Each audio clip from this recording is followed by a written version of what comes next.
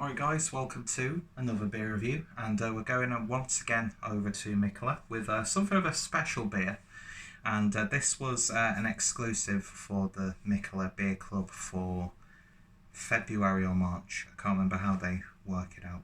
Anyway, this is a bottle of the SAS Spontanfruitnelson, which was actually brewed specifically for is it Scandinavian Airlines or Swedish Airlines? SAS, essentially. No, not that SAS.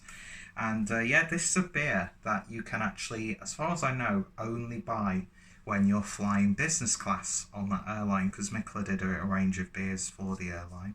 So yeah, this is something of an exclusive one, although I do believe you can get at least some of those beers that they've brewed for the airline at the Mikkeller bar in, is it Copenhagen Airport? So yeah, really excited about this one. I love that artwork there. Do I agree with the whole business class lifestyle? Probably not. Do I wish I had that lifestyle? Fuck yes. But yeah, so this is, I'll just read it now. So SAS Spontanfruitnelson combines our rich white wine barrel-aged Belgian-style ale with a fruity twist of orange and passion fruit. So this is clocking in at 9% ABV, 375ml bottle, style wild, brewed by Mikkeller, and yeah, fluid ounces of 12.7, and this is actually, if this is a batch number, 5969 of 6,600. So yeah, part of the wing pin series, so it's sort of like the layout of an aeroplane ticket.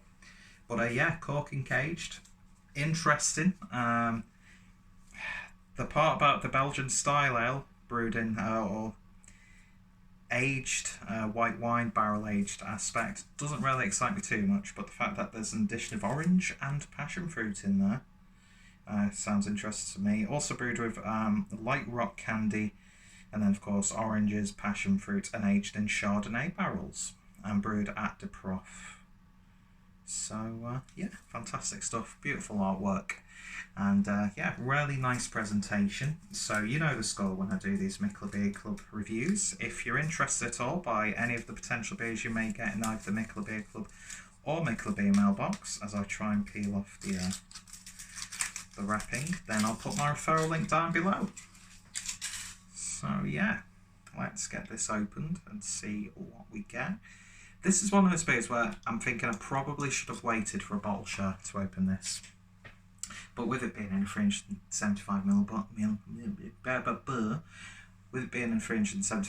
bottle, I thought, why not just open it yourself? I've got a weekend off, even though I'm going to be in Manchester on the Sunday, because my younger brother's got a gig in Manchester, and then I'm going to be staying over. And I'll probably be spending way too much going to places throughout the day on Sunday, and then to cure my hangover on the Monday, I'll be going to places as well. So yeah, I really do need to cut down on beer, but oh well. So I thought I'll have something a little bit of special.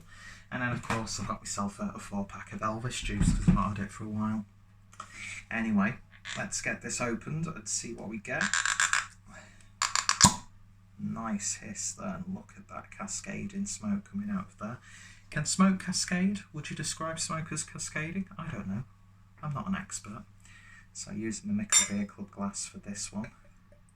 And that is pouring a little bit darker than I was expecting. And a tiny bit of haze in there from what I can see. Yeah, it's got a little bit of haze actually. That was just the rush of carbonation, but it's not exactly clear. Yeah, it's got sort of like dark, almost cherry look to it, with a little bit of a dark, deep orange thrown in for good measure. Beer poured with about 1 finger's worth of a very faint, soft beige head. So yeah, let's give it a sniff. Definitely get that Chardonnay barrel and that wine aspect. But then you get a very gentle orangey citrusiness. But I'd say out of the fruits that are added, that passion fruit is a little bit evident. And I'm not going to lie, I'm almost getting a bit burnt out with beers that have passion fruit in them. Because it just seems I've had a lot of beers with passion fruit in them, so that's probably why. But yeah, it smells interesting. ABV 9%, you're not getting that at all. Even that sort of like wine character isn't making it smell boozy like that can sometimes do. But yeah, so this is technically part of the Spontan series, which I'm a big fan of, so would that still be classed as a lambic? I don't know, but it smells really interesting. There's almost sort of like fruity, desserty tones in there as well, like steeped fruits. It smells interesting, so let's give it a taste. Cheers, guys.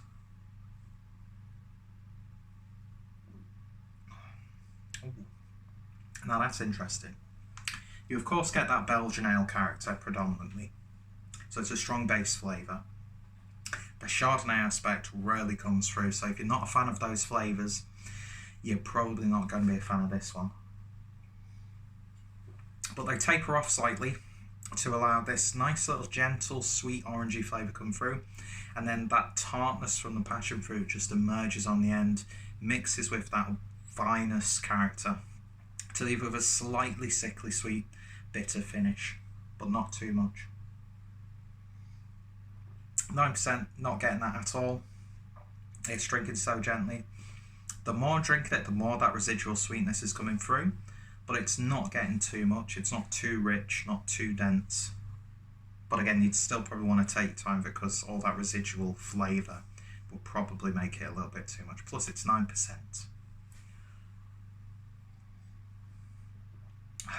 Yeah, interesting stuff indeed. It's got like a bit of like a pepperiness to it as well. Getting a bit of sourdough in there. But yeah, actually beautifully balanced for the most part, but each flavour you get a different sort of character as the beer hits different parts of the palate. So if you can't swallow consistently, then you will get an interesting experience. Does it have that sense of luxury for it to be a business class airline exclusive drink?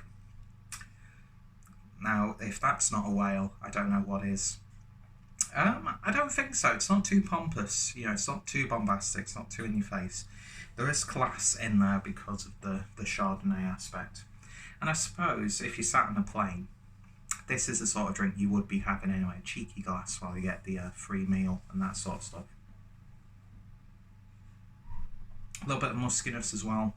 Yeah, it's a really nice, pleasant beer actually. The passion fruits are not too overpowering, which is good. Surprised at how evident that orange aspect is, because I thought that would be a flavour that might die down a little bit. But yeah, it works really nicely. Is it my favourite entry into the Spontan series? No, I wouldn't say so. I like mine a little bit sweeter and fruitier. But yeah, not bad at all. A lovely beer. So if you're ever flying SAS, treat yourself to a Mikkeller beer on board. I'm not sure what other beers they do specifically for the airline. I'm not sure if it's just for like business class or if it is economy, coach, whatever. I don't know the class system of airlines. Yeah, in terms of a rating, I would give that one an 8 out of 10. This is probably going to change vastly as it warms up. This is pretty much straight out of the fridge, well, about 10 minutes it's been out of the fridge. So people might say, you should have left it in for a little bit longer, Peter. Slap on the wrist, you fucking peasant. But yeah, lovely stuff. It could have gone a bit way too much for me into that Belgian territory, but it doesn't. It doesn't have those unsatisfying and unrefreshing flavours. I've only had a couple of sips and I'm slowing my words. That a lot of Belgian, even influenced beers have, as I've said plenty of times on the channel. But yeah, an interesting entry into the Spontan series, but I don't know if this was available to buy. If I'd justify the price I'd imagine they'd charge for this. Do you know what I mean? So yeah, if you have tried it, then let me know your thoughts, opinions. If you tried any of the Mikkeller beers that they've brewed for the airlines, then let me know your thoughts, opinions on some of your favourites. Are you a fan of the Spontan series? Do you like sour beers? Do you like Mikkeller? Are you getting sick of me talking about Mikkeller on the channel? I'm really trying to tone down the amount of reviews I actually upload per week relating to Mikkeller, because I know it's gone a little bit overboard, but the boxes I've had, I'm paying for them, so you know it's not like I'm having them sent to me or anything like that, and I think it's money well spent. There's some real treats in there.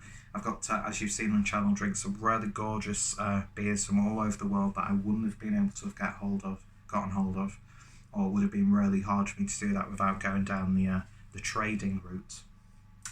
But yeah, interesting stuff indeed. Definitely worth a go if you get the opportunity to do so. I could imagine this popping up in quite a few bottle shows. And yeah, it is more of a bottle show beer.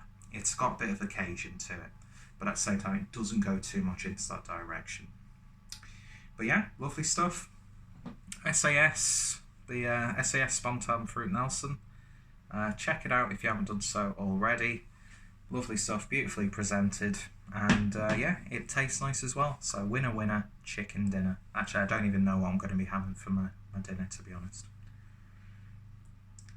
I've got to have something I'll pair nice with this, but by the time I actually cook it, I'm going to have drank it all.